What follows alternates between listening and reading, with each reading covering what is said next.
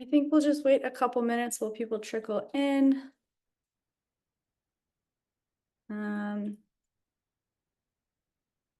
Yeah, we'll give it another 2 or 3 minutes.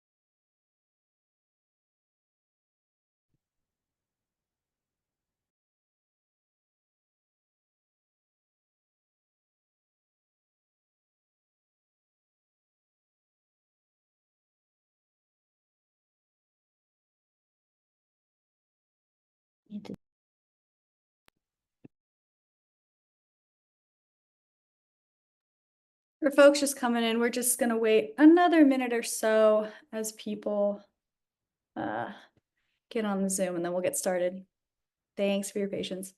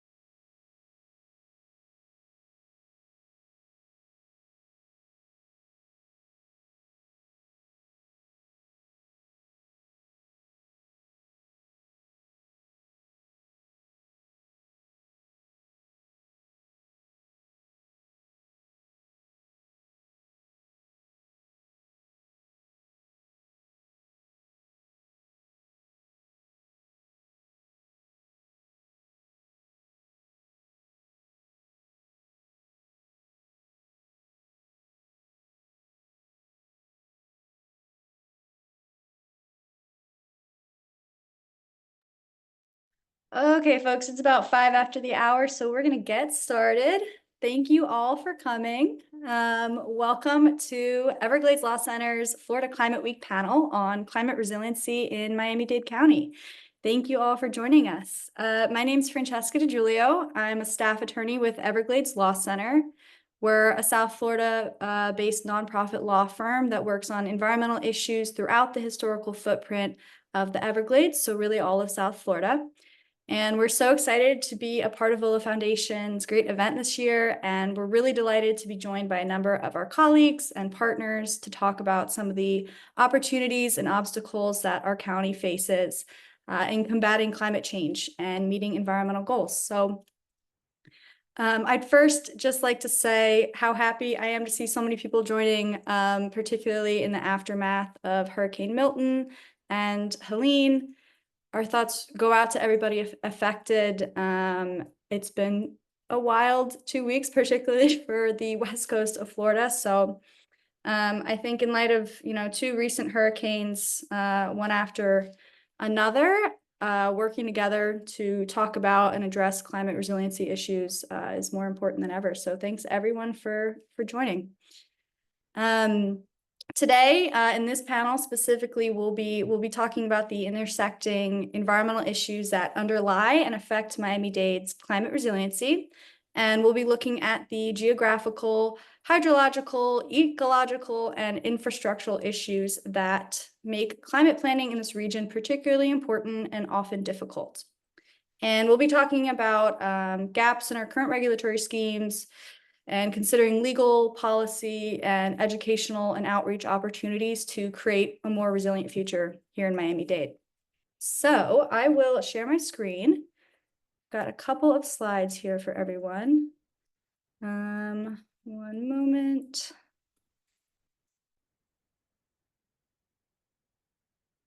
All right, can everyone see that? Yes. Yes. Okay, thank you, Lauren. All right. So we have some wonderful panelists today. Three experts in all of these climate resiliency issues who've worked in this region and throughout Florida on environmental issues for many years. And you'll see up here that there are actually four people named. And unfortunately, one of our panelists, Rachel Rohde from EDF, will not be able to join us today due to impacts from Hurricane Milton.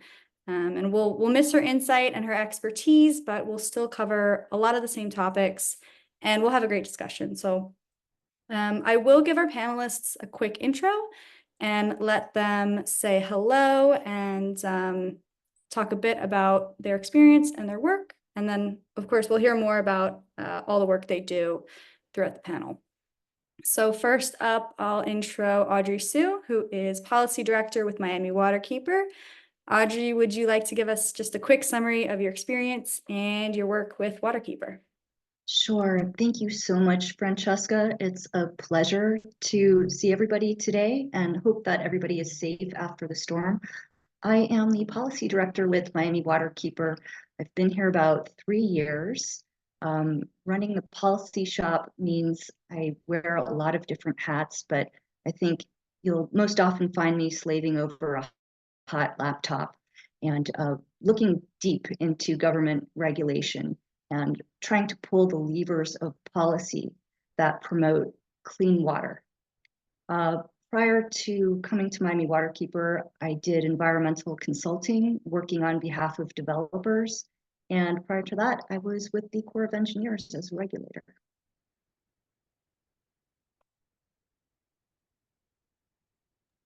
Thank you, Audrey. Next, I'll turn to Lauren Jonitis, who is the Senior Conservation Director with Tropical Audubon Society, which is the local chapter here in Miami-Dade of the National Audubon Society. Lauren, go ahead.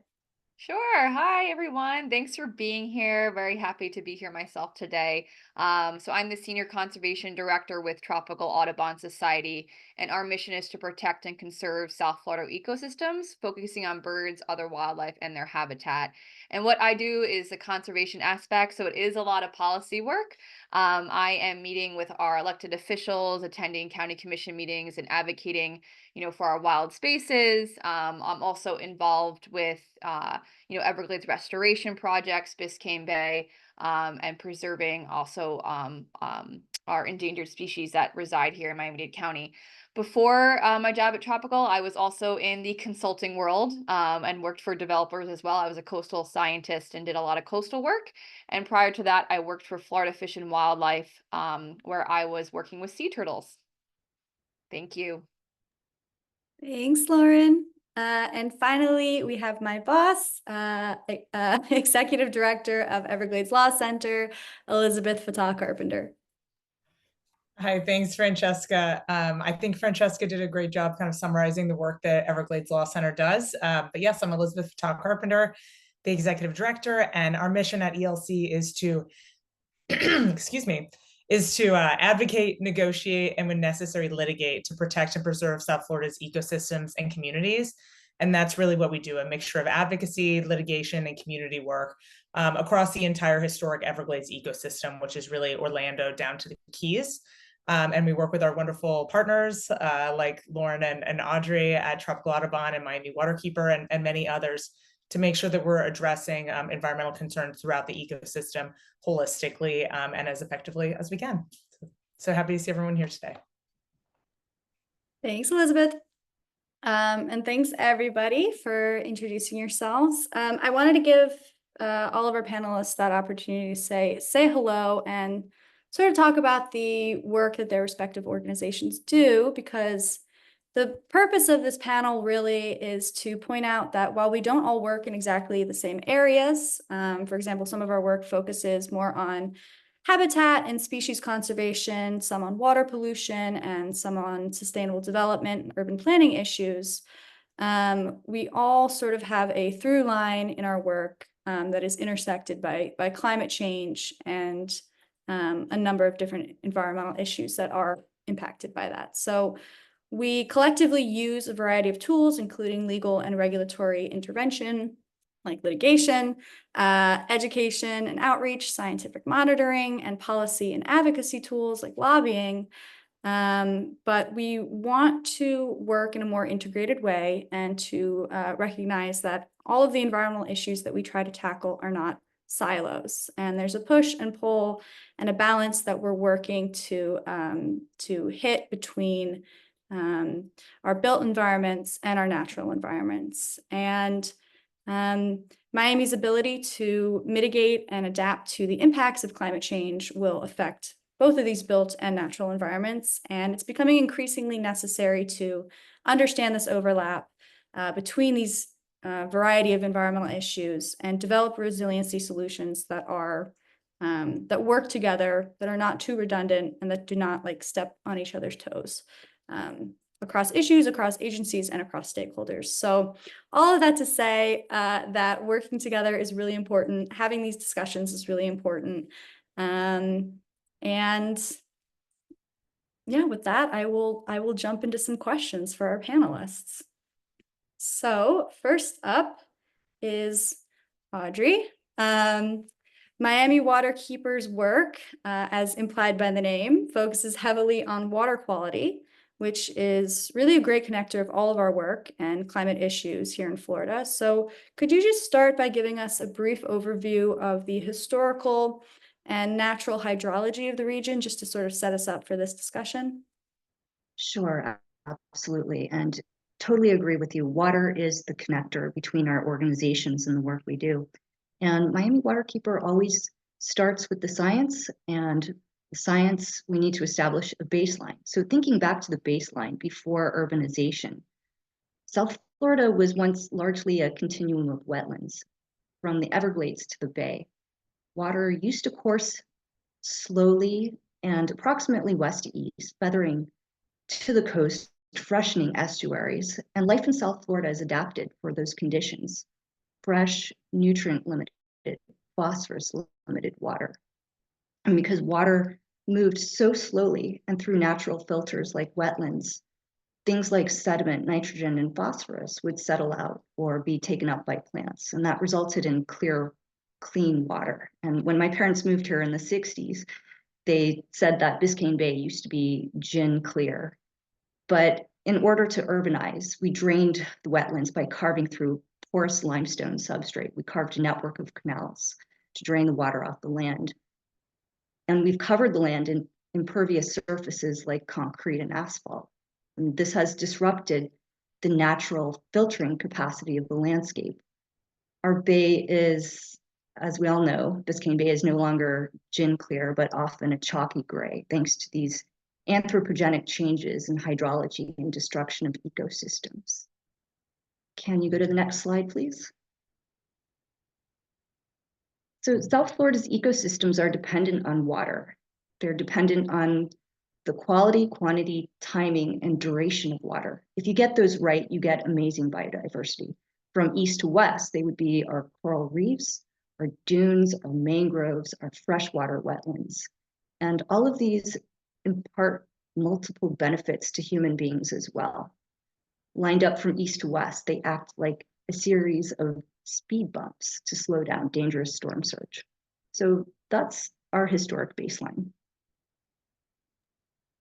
Thanks, Audrey. And you started to touch on this a bit, or at least maybe I just start to see the connections because I work in this area. But can you discuss a bit how current water quality and the current state of things after all of these many changes over the past century, how these current water quality issues in Miami-Dade are tied to broader climate resiliency issues? And off of that, what policy changes do you think are necessary to protect our waterways from climate impacts? I think the first thing to remember is that climate change is a forceful driver of hydrologic change. When I think of climate change, I think of hydrologic change. And people often think of rising seas as an indicator of climate change, and that's true. though in South Florida, waters underneath our feet are also rising. So this porous lime rock sponge on which Miami is built is influenced by both water falling from the sky and seas pushing over land and through porous lime rock, through that aquifer beneath our feet. And rising groundwater inundates underground infrastructure. So I want to use septics as an example of the water quality challenges in Miami-Dade County. So just using this one example. We have approximately 120,000 septic tanks in Miami-Dade, and many of them are becoming compromised, if not outright failing, due to this rising groundwater. Inundating tanks leads to flushing of raw sewage into the ground and surface water. We think that septic tanks at homes located close to the bay are quickly transferring sewage into canals and bay waters. And I've lived along a canal in a neighborhood that is on septic. We didn't have municipal sewage connection, and I could smell it after a heavy rainstorm. It's pretty awful. So the policy change is to require owners of septics to convert to the municipal sewage system so that there's no open drain fields at each home that can be inundated. And this is expensive. Another policy option is to provide financial help to homeowners. Miami-Dade does have a recent septic ordinance that Miami Waterkeeper supports because it updates standards for septics. And the county also has a septic to sewer trust fund that we support, but we believe it needs a lot more help in funding. So I think the big picture is that we need these big top-down government controls to compel change, but they're going to be expensive, and average people are going to need financial help.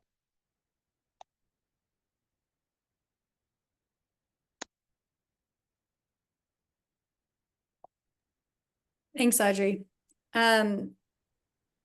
Based off that, I know all the great work that Waterkeeper does, and I know that your role involves policy advocacy and legal action, often working alongside the attorneys at Everglades Law Center. And I wanted to give you the opportunity to discuss a recent legal or policy win that Miami Waterkeeper has been involved in to advance climate resiliency in the region or improve water quality conditions in the region.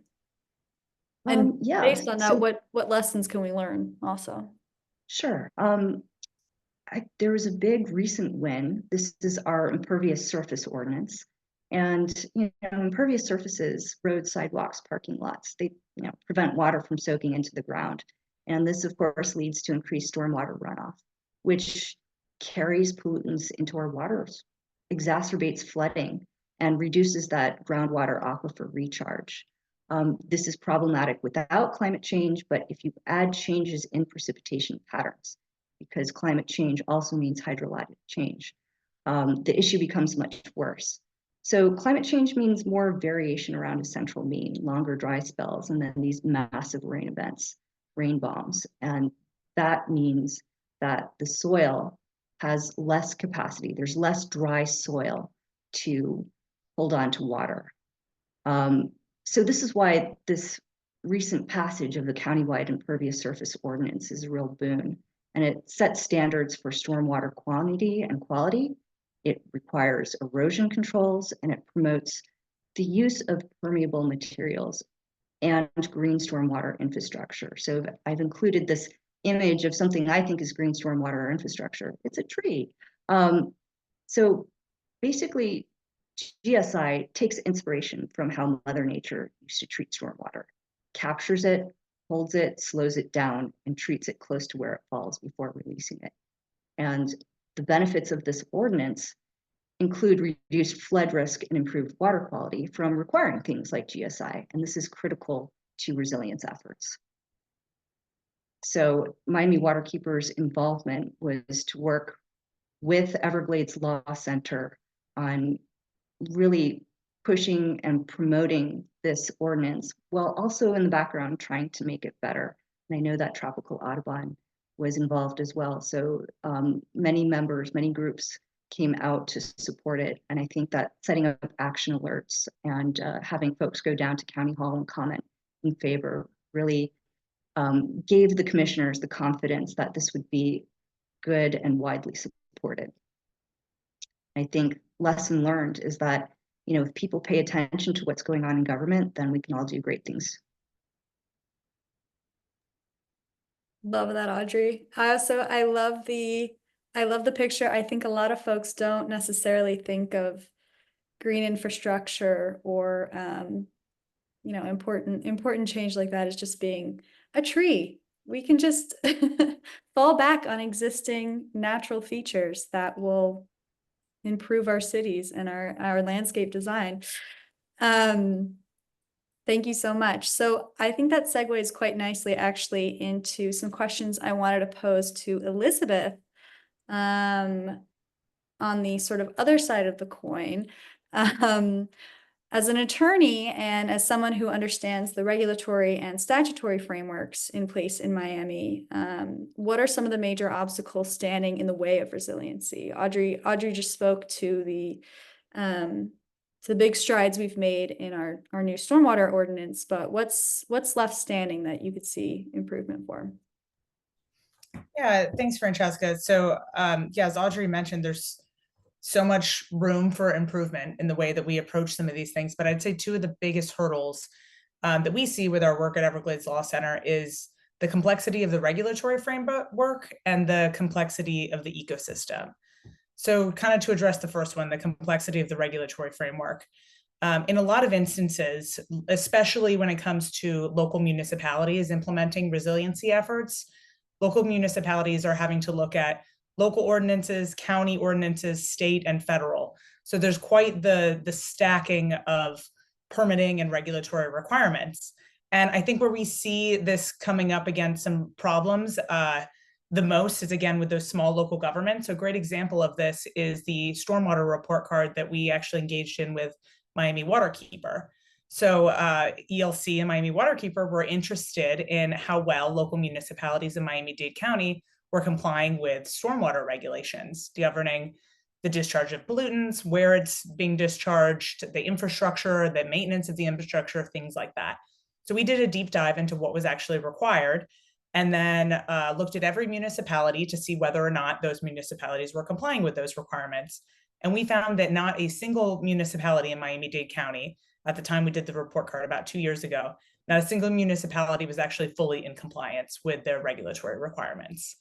And that really ran a very broad gamut from large municipalities like Miami Beach that were maybe missed a thing here or there, but were doing a pretty good job, to smaller municipalities that maybe only had one full-time staff member and were having a lot harder time wrapping their heads around the regulatory requirements and then complying with those requirements. And so the discrepancy in resources among local governments, overlaid with the complexity of the regulatory requirements, causes some issues with compliance and with our progress towards climate resiliency.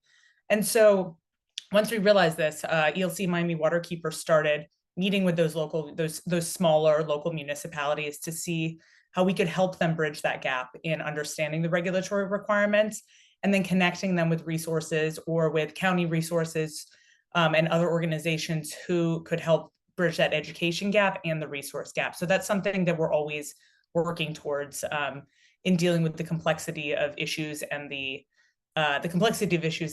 diversity of resources around that. And the second thing I mentioned was the complexity of the ecosystem. So I know Audrey did a wonderful job to kind of describing the broader Everglades ecosystem. And that is a thing that Francesca and I talk about all the time that we run into it. When we say we have to save the Everglades, or we're the Everglades Law Center, most folks think that the Everglades is just Everglades National Park. But the Everglades ecosystem is the entire watershed, which begins just south of Orlando and runs all the way down to the Keys. So when we talk about how projects in Lake Okeechobee or in Martin County actually are impacting our resiliency and climate efforts in Miami-Dade County, that seems really attenuated to folks. But water is flowing from the north through Lake Okeechobee, down through water conservation areas, into the Everglades National Park, and through our porous limestone through Miami-Dade County and Biscayne Bay. So a great example of this is the Lake Okeechobee System Operating Manual, which the Army Corps of Engineers just finalized. And this basically is the schedule that determines where, how, and in what quantities water from Lake Okeechobee is getting distributed, including distributed south. So if we want to make sure that the Everglades and the Everglades National Park, both the Everglades ecosystem and the park, are fully hydrated so that we can have drinking water for roughly 9 million people in Miami-Dade and Broward counties. So we can have a full aquifer that keeps salt water out of our drinking water. And so we can be completely resilient to climate. We need to look at how water is coming out of Lake Okeechobee. And so explaining or working with local governments on understanding the interconnectedness of the ecosystem, is a complex issue that I think all of our organizations have to deal with as we're advocating or pushing for a particular climate resilience measure. And the same goes into play with some development threats, which I'm hoping we're going to talk about a little bit later. But sometimes we oppose a particular development on the west side of Miami-Dade County, and it's not immediately clear to some policymakers or community members why something on the west side of Miami-Dade County actually impacts the health of Biscayne Bay. And it's because of that hydrological connection in the very low lying area we have at Miami-Dade County. Thanks, Elizabeth. And yes, we are going to talk about development issues. That actually segues perfectly into my next question for you. You talked about the interconnectedness of the system, and that's really right. It's not just the water in our backyards. It's not just the parts of the Everglades that Miami-Dade County directly abuts, but the entire system is connected all the way from Lake Okeechobee out through the Keys and into Biscayne Bay. So considering we're really a pocket of urban area in the midst of all of these sensitive ecosystems and highly biodiverse ecosystems, what issues have you encountered that reflect these sort of dueling pressures of the growing population of Miami and the super urban landscape of much of Miami and the worsening effects of climate change? Yeah, I think that's a great question, Francesca. And I think one of the biggest issues is timing. We're moving forward with a lot of phenomenal restoration projects and climate resilience projects happening in Miami-Dade County. And most of those projects need or will be utilizing some of the very limited remaining open land we have. And so when we're planning these projects, what we're seeing at the same time is that development threats and urban expansion are coming in and trying to build in those last pieces of remaining land that we have. And so that conflict between our long-term ability to live in Miami-Dade County based on the climate resilient and restoration measures we implement now and growth is something we're constantly fighting. And that actually, litigation is just one small piece of what Everglades Law Center does. But this type of conflict, is one of the pieces that we end up seeing the most litigation within the FIRB on. And actually, I think I have some slides. I'd love to use one of the biggest ecosystem restoration projects in Miami-Dade County as an example to talk about that conflict and one of the pieces of litigation that we've been working on with our partners to prevent that conflict from happening. So the Comprehensive Everglades Restoration Plan, also known as SERP, is the federal government's project to restore the greater Everglades ecosystem and the flow of water naturally through that system.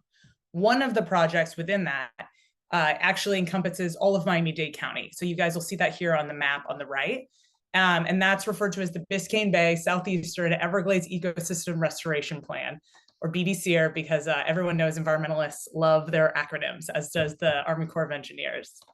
So this project is by far the most significant ecosystem restoration project that the federal government is involved in Miami-Dade County, is specifically addressed to restoring Biscayne Bay. So the graphic, I love this graphic because the implementation project is very complicated, but it kind of shows the four main goals. One of them is to keep Everglades water in the Everglades. So we have that drinking water and that saltwater intrusion prevention. The second one is to, improve, I guess the second one is to improve coastal wetlands, which you'll see in the bottom kind of northeast and south portions of the map in the blue. And and then the third most significant, I'd say, is to move water from the north end of Miami-Dade County, where there's too much water from stormwater, urban development, and runoff, to the south portion of Miami-Dade County and Biscayne Bay, where Biscayne Bay desperately needs the addition of clean freshwater flow because it's far too saline down there. And then add additional water to the system because we're not getting enough fresh water in Biscayne Bay. So as you can see, this is a really massive project. We've been planning it for 3+ years, and the project is still not being completed because of the scale and the potential significant benefits that this can bring. Want to hit the next slide? So as we're working on this wonderful Everglades restoration project, we, Miami-Dade County has this very unique thing that not all counties have, but it's wonderful in the Miami-Dade County, called the urban development boundary. And you'll see that on the map on the right, that's what the black line is. And the idea is that we don't want to develop with sprawl and have urban development grow south and west until all of the land within the urban development boundary has been utilized and we've run out of land. One of the motivating reasons for this is to protect open land and agriculture for some of the ecosystem benefits we've already been talking about: climate resilience, drinking water, habitat for endangered and indigenous species. And so that's one of the tools we have in our toolbox to protect the open land for restoration while the environment is growing, or I'm sorry, while the urban area is growing. And so I don't want to read these things on the left piece by piece, but I just want to draw everyone's attention to the last bullet points, which shows what the UDB is intended to protect outside of the line, which is wetlands, agriculture, water quality, drinking water, habitat. The list goes on and on. So next slide.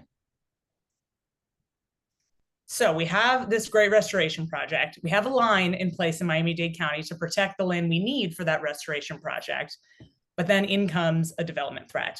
And again, this is just one example of many of the threats that we're seeing in Miami-Dade County. So this particular threat that all of our organizations pushed back on is called the South Dade Logistic and Technology District. And if you look at the map on the right, you can see that red star showing where this proposed development was outside of the urban development boundary. The proposal was for 400 acres of industrial property, but the problem is that there's enough land inside of the urban development boundary for an additional 400 acres of industrial property. So there's no need to move the urban development boundary and allow this development outside of this area, which currently is agricultural lands. And you hit the next slide. So this is a picture of that particular property. And not only is there no need to move the urban development boundary for this, but the particular land in question is included in every single alternative for BBCR for our ecosystem restoration project. And that's what this map is showing on the right here with the red circles. And this is one of the best performing components of VBCR that is designed to restore Biscayne Bay. And it's included as a water preserve area in both of these. Move on to the next slide. So we have ecosystem restoration. We have a proposed development threat that is intended to, a development threat that is conflicting directly with that restoration. And here's some of the negative impacts that we're expecting to see from that. The property has been flagged as a water preserve area in every single alternative. As I mentioned, one of the best performing components of BBCR in all of the modeling runs. This particular land would be filled with water and would be used to improve water quality, quantity, and salinity to restore nearshore habitats in Biscayne Bay, and would also serve as a barrier for climate change and storm surge. Not to mention the pretty significant habitat impacts of paving over open land that is being used as a habitat for a number of endangered species. So unfortunately, because of the complexity of the ecosystem here, not everybody realizes the implications of a development like this in the face of a restoration project and a focus on restoring Biscayne Bay. So this project was unfortunately approved, and the Everglades Law Center, along with some of our wonderful partners and our client, Dr. Nita Lewis, challenged the approval of this project. And we are currently in litigation against the county and the developers to make sure that this project doesn't move forward so that BBCR and other ecosystem restoration projects can. We've actually won that case in the lower court, and that is up on appeal right now. But we are, we are going to keep up the good fight and are in a good position on that now.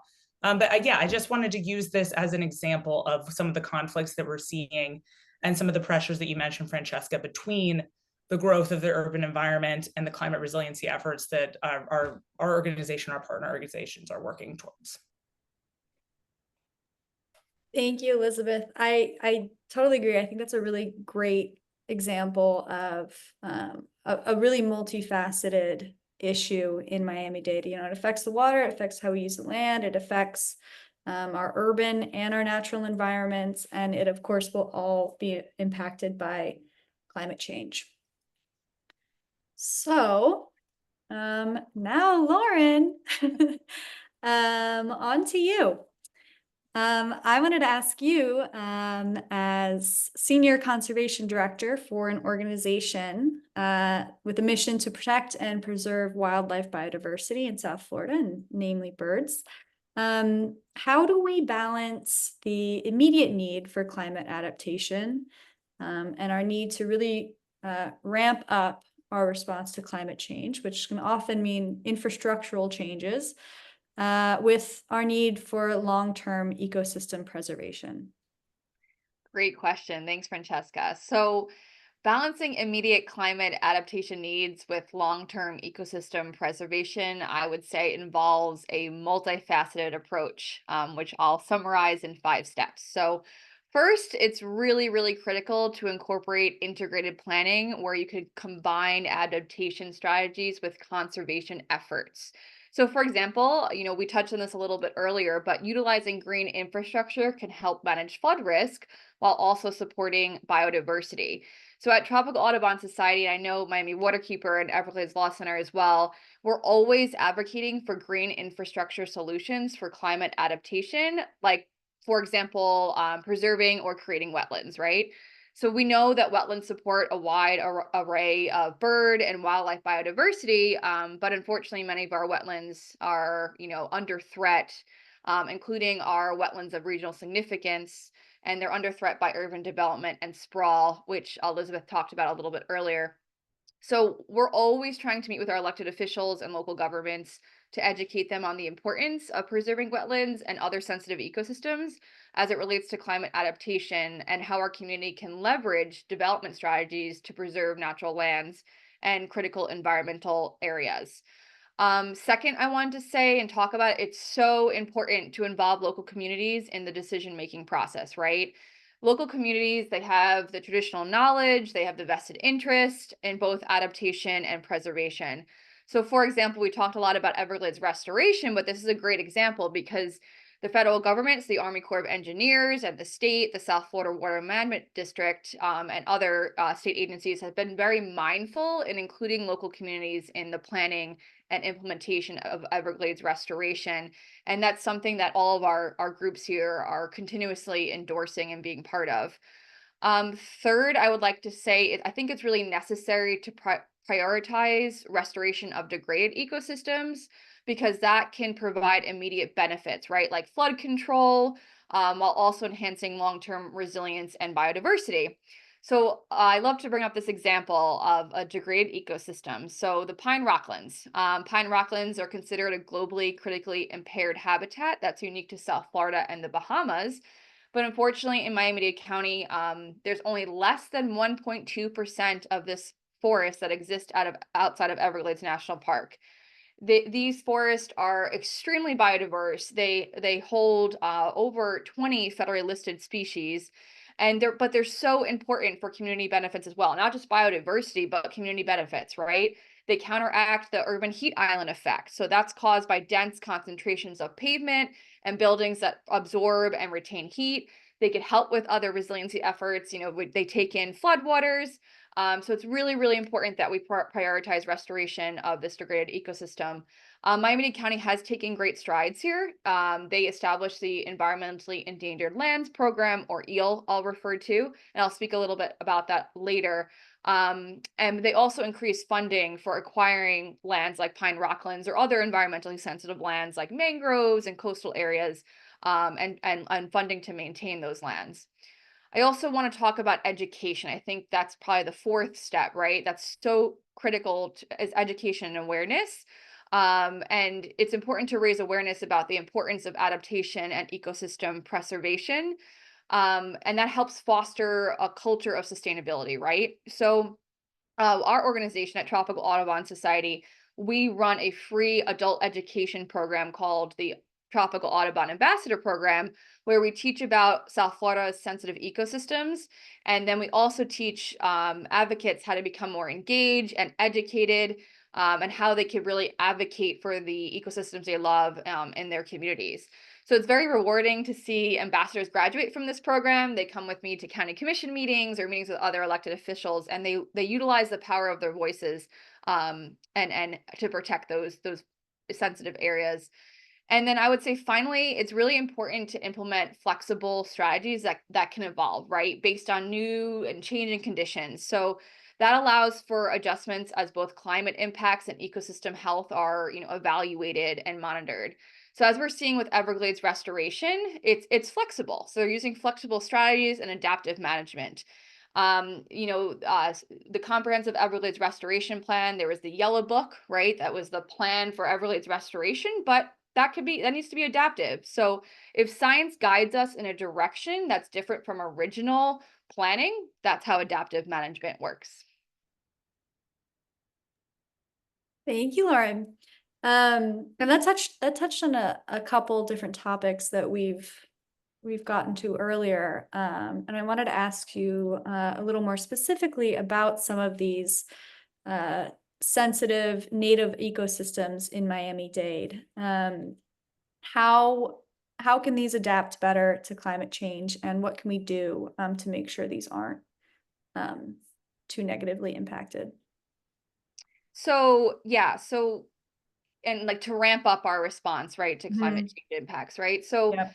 as we talked about, Miami-Dade County does have a lot of different sensitive ecosystems. I mentioned the Everglades, pine rocklands, wetlands. There's more, our coral reefs, our seagrasses, and each play a critical role in, biodiversity and environmental health. But they also help hugely with our response to climate change, and also as we protect and restore those areas. So again, I'm going to mention the Everglades, but I love returning to that example because they are critical. They're a critical component of a broader climate action strategy, they provide environmental, economic, and social benefits that could help mitigate and adapt to the impacts of climate change. So, as many of us are aware, the Everglades is able to capture and restore carbon dioxide, right? So they do that. It does that through carbon sequestration, so that reduces greenhouse gas levels in the atmosphere. It also acts as a natural sponge, so it absorbs that, excessive rainfall. It reduces flood risk, which is very, very important as climate change leads to more intense and frequent storms. But it's been a challenge, right, to preserve the lands for environmental restoration, as Elizabeth explained earlier. It's constantly under threat from urban development and sprawl. So just talking here, I know Elizabeth touched on this, but we do have what the urban development boundary line, as you could see on the slide here. And I just want to be clear that this does identify areas where urban development may occur through the year of 2030.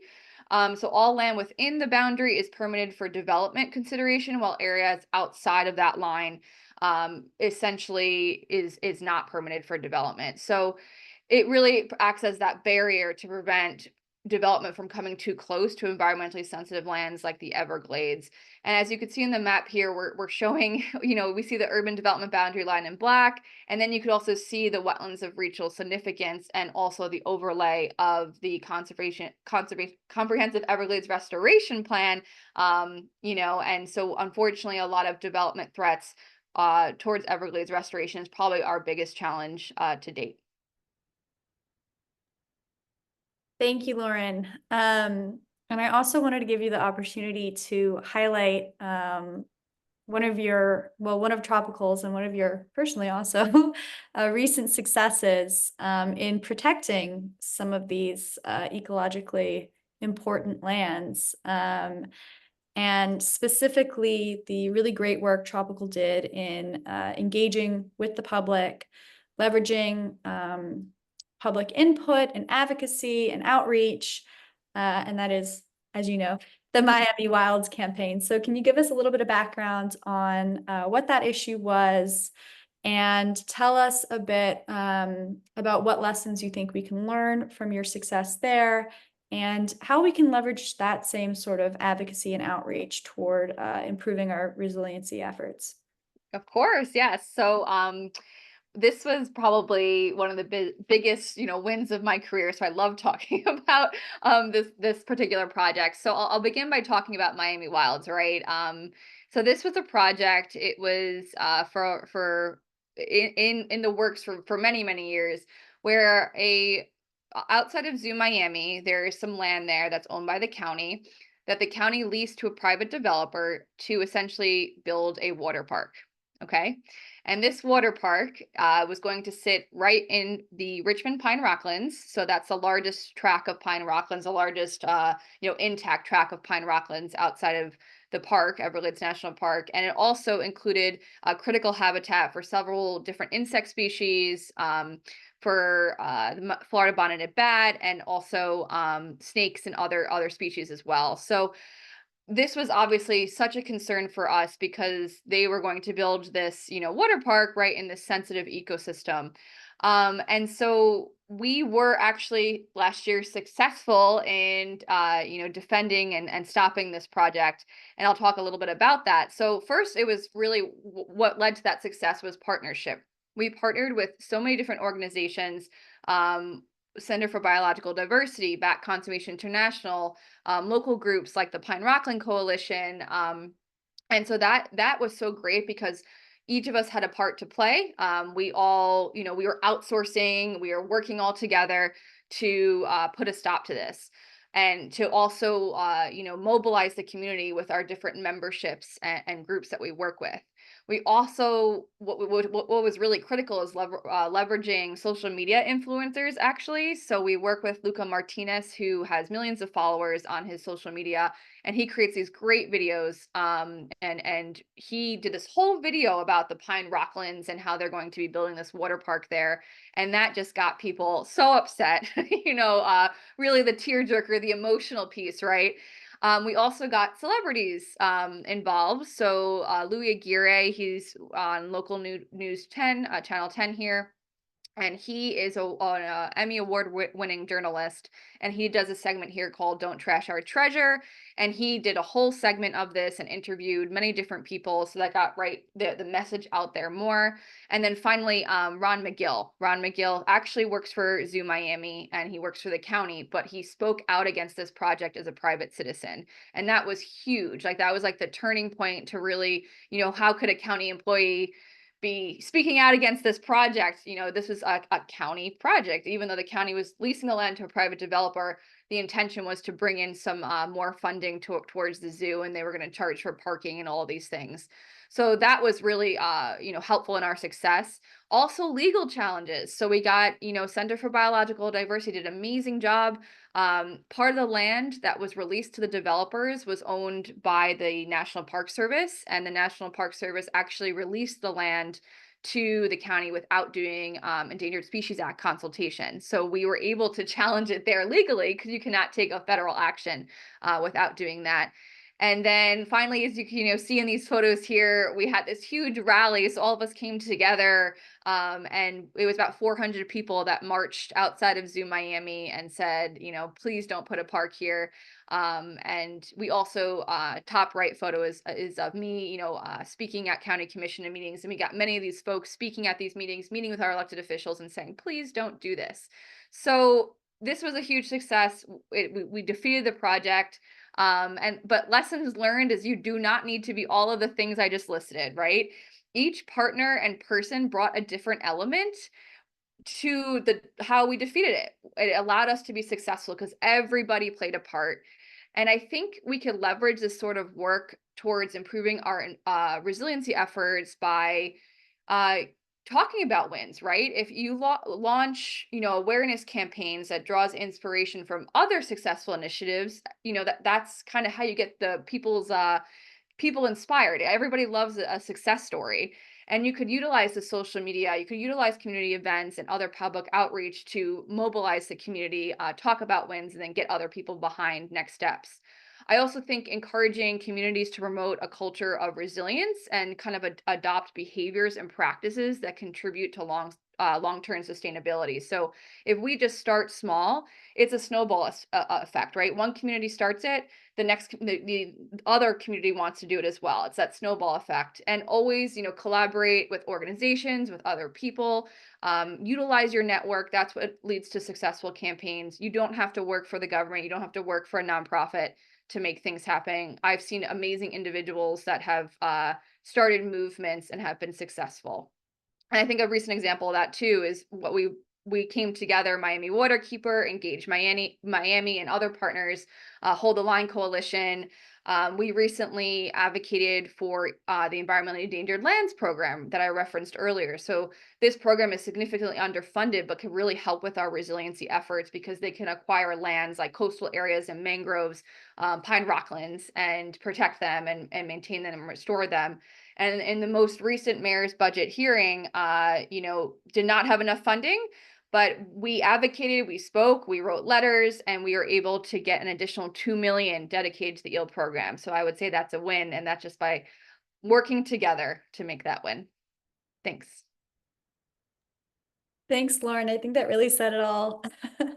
I also think that connects well with, I see we're coming up on 2 o'clock, but that connects well with one final question I'd like to just pose to all of you about, this is a leading question, about an example of a successful collaboration between organizations or agencies or any stakeholders, and how it's led to a more integrated approach to climate resiliency in the region. And if you can't tell, I am asking about the Back Bay study and our work on that major study in Miami-Dade. So open to whoever wants to discuss. Do you mind if I break the seal on the Back Bay study? Like, we Jump in, can't go Audrey. the full hour without talking about it. I know, jump in. Yeah. So I know that there's folks on the call who aren't from Miami. I don't believe they are, but we have, issues with sea level rise impacting maybe billions of dollars worth of property. And, that's best case scenario.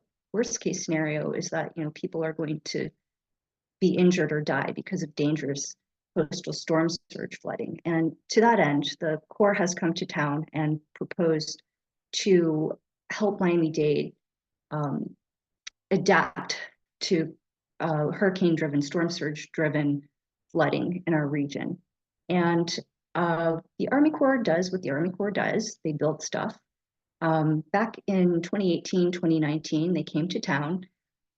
They did some outreach and engagement, and even so, they proposed a very large wall at the end, a billion-dollar wall, multi-billion-dollar wall.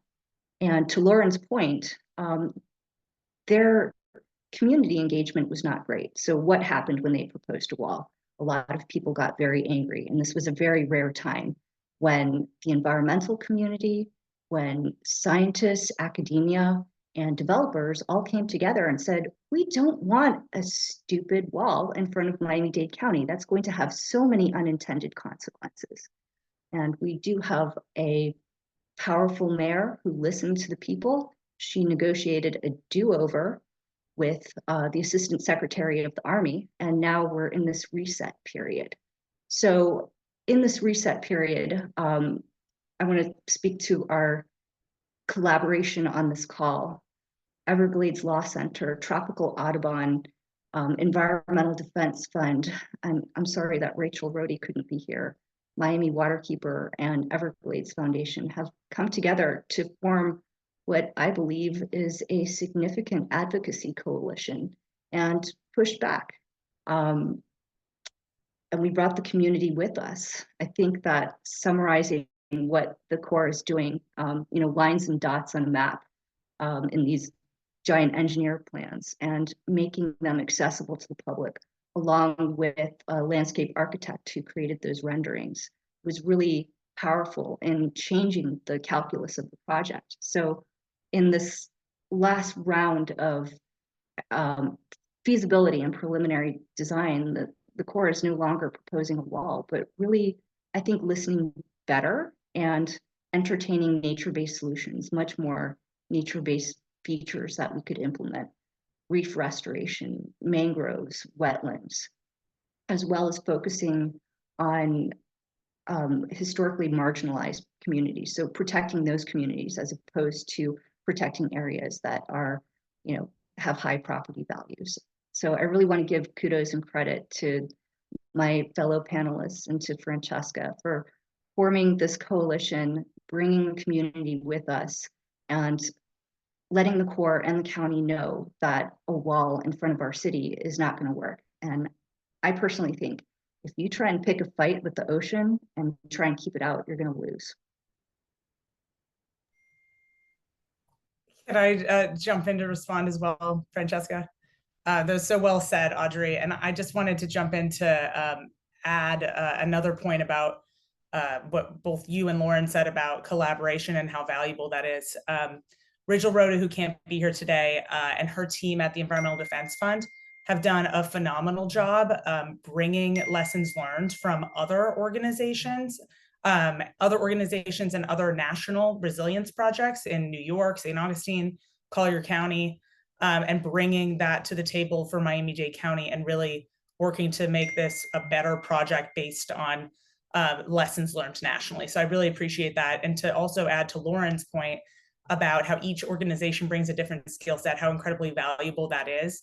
For the South Day Logistics Center, for example, the wonderful partners here on this call, in addition to the amazing work from the Hold the Line Coalition, Audubon, Friends of the Everglades, and others, none of this could be done without the team effort of all these organizations and their individual expertise. So just can't stress enough how valuable that is. Thanks, Elizabeth, and thanks, Audrey. All right, we are, oh my gosh, we are 1 minute away from 2 p.m. So I'm gonna say we're gonna wrap it up. I do have, I think if anyone has any questions and wants to post them in the chat, that would be great. I don't know if I can currently see the chat. But yeah, thank you all so much for attending. And oh, there is. Thank you, Valerie. Yes, Everglades Law Center works up in Broward as well. So we cover the entire really all of South Florida, the historic footprint of the Everglades. So up from the headwaters up north, Orlando, all the way down out to the ocean.